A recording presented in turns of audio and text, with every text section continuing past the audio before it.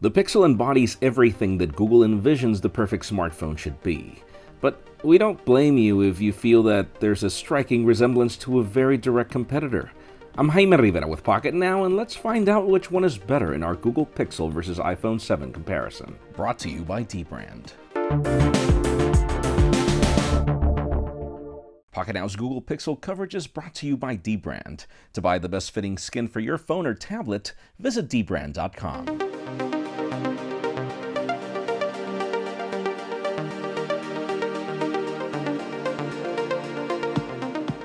If looks could kill, neither of these phones would win a beauty contest. The iPhone 7 has followed Apple's conservative design language, focused more on feel than in looks, and you could argue the same thing about the Pixel. Rounded curves and 2.5D glass give each of these devices a pebble-like appeal, and the obsession over thin and light contributes to a compact feel in the hand, even if neither is really a small phone. About the only way to tell them apart is by holding them, given the Pixel's rougher texture in the aluminum, which I actually preferred when compared to the slippery iPhone. In dimensions, the Pixel is taller, wider, thicker, and heavier than the iPhone. You could argue that the larger 5-inch display on the Pixel compensates for the added size, but if you were to subtract the navigation keys versus Apple's home button, I'd call this one a tie. What isn't similar are these displays. Google offers a more dense 1080p display with punchier color thanks to AMOLED technology, while Apple's P3-capable IPS panel is more in the realm of 720p. I'm personally more inclined to the deeper color on the Pixel, but you won't complain about the beauty or color accuracy on the iPhone. And another thing you're not going to complain about with the iPhone is consuming content thanks to these dual stereo speakers. They aren't just some of the loudest that we've tested this year, but also some of the most difficult to muffle while holding the phone. Continues to be one of the tiniest and most easily muffled. Paid for it. It was a huge letdown, but so has every single. Where the Pixel, by contrast, is probably the easiest one to muffle thanks to its inset design, but it's plenty loud if you just know how to hold it. You even wonder how Apple's legacy in design could allow a plus that's not even ergonomically enhanced. The spec battle would be a wasted time given the power efficiency of the iPhone. In the topics that matter, we have non-expandable storage options with 32 and 128 gigs on both, though the iPhone 7 could pony up to 256 for extra cash. The Pixel sports a larger battery in addition to some of the fastest charging capabilities in the market, but both devices are comparable in lasting through a day of mid to low use, not moderate or high. Where the iPhone swings back heavily is with its IP67 water and dust resistance, allowing for submersion up to 30 minutes under a meter of water, where you won't be able to do more than splash the Pixel with its IP53 rating. The topic of software is where things get really tricky. We won't sit and argue over iOS or Android being a better platform, but it would be fair to compare these based on their approach to convenience. iOS 10 has become a fan favorite thanks to the evolution of certain gimmicks into real features. 3D Touch has grown up to now include widgets for select applications, iMessage is now more playful thanks to its new enhancements, and the little things like Race to Wake in addition to a more streamlined UI with Apple Music are all welcome changes. Android 7.1 Nougat, on the other hand, has stirred more polarizing responses given the weird circular icons that lack consistency. Though in everything else, I will admit that I do love the denser grid of icons on the launcher, the more customizable notification shade, the more useful approach to split-window multitasking, and why not, we've even got some sort of 3D touch here. Overall, you could say that Google does a far better job at taking advantage of high-density displays than Apple does. Google also argues that its new assistant is far more useful than Siri, but this is one of those arguments that's still hard to prove. You can call on both by simply having the phone on standby and calling Hey Siri or OK Google. Both respond to direct questions with either cards or web searches. Google Assistant claims that it has the advantage of being able to follow context of a conversation, which we do agree, it's actually very good at keeping track of what you say. The only problem is that it's always really just cumbersome to be saying OK Google for every single question you ask. So you could say that it really breaks the mold of how you would typically have a conversation with a human.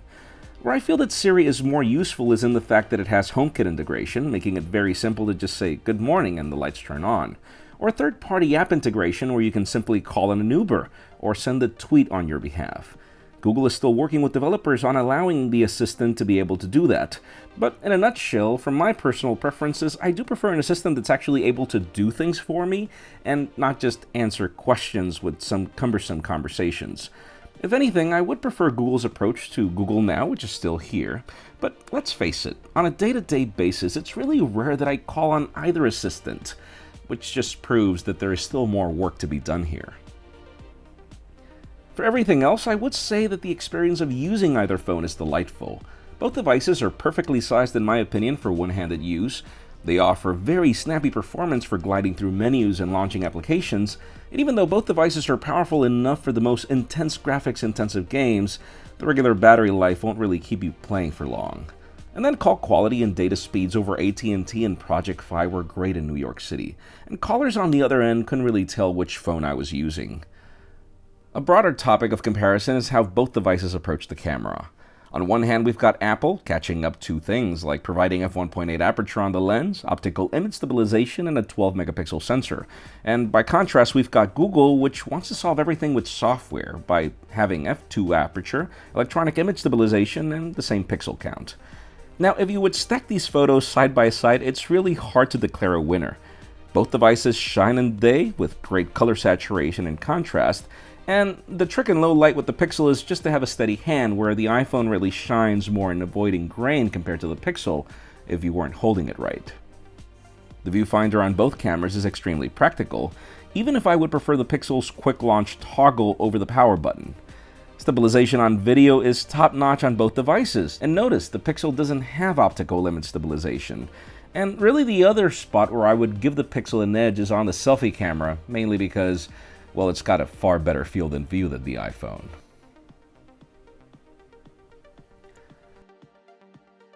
On the whole, declaring a winner of this comparison is definitely going to stir controversy.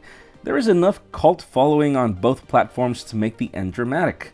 What I will tell you is this: I feel that Google shot itself in the foot by pricing the Pixel at the same level of the iPhone 7 and even other flagships like the Galaxy S7.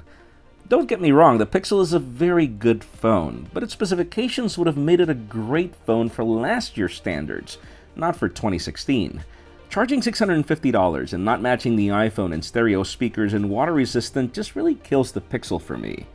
Yes, you could argue that the inclusion of the Google Assistant makes this phone compelling, but even there I would say that the Assistant still has more work to go.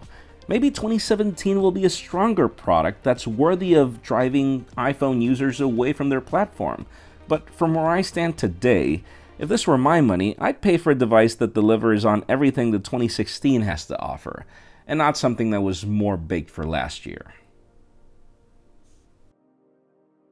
Pocketnow's Google Pixel coverage is brought to you by Dbrand. Check out dbrand.com for unlimited customization on a real-time preview that even includes an old-school Google Nexus bag for your new Pixel.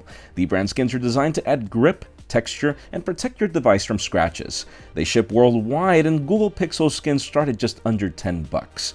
Follow the link in the description for more information. Folks, just like this, we've got more videos coming from Juan on the Google Pixel, so make sure you follow us on social media and hit that subscribe button down below for more videos like this one. You can also follow me on Twitter, Jaime_Rivera, on Instagram at Jaime Rivera. Please give this video a thumbs up if you like what you saw. I am Jaime Rivera. Thank you very much for watching. We'll see you on the next one.